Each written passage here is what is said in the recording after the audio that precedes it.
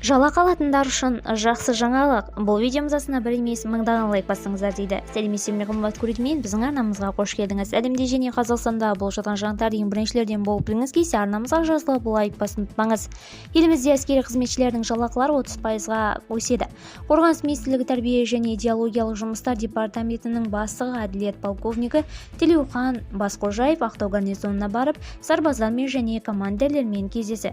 Теңіз жаяу әскерлері әуе шабуылына қарсы қорғаныс бригадаларының және материалдық техникалық қамтамасыз ету базасының жеке құрамымен кездесуде әділет полковнигі Телеухан Басқожаев 2024 жылда қарулы күштердің алдына қойылған міндеттерді айтты.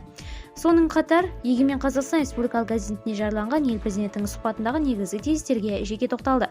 Департамент бастығы кездесуге қатысушыларды әскери қызметшілердің әлеуметтік пакетінде өзгерістер туралы хабар айтты. Соңғы 3 жыл ішінде лауазымдық жалақыны кезең-кезеңмен ұлғайту жүргізілді. Биыл қарулы күштердің қатардағы және сержанттардың құрам лауазымдарға тарифтік санаттар және әскери қызметшілердің әскери атағы бойынша жалақылары 30%-ға өседі. Видеомыз кеңінен таралып, барша жалақы алатындар көру үшін видеомызға лайк басып, жақындарыңызға таратып қойды ұмытпаңыз. Бізді бақылауды жалғастырыңыз.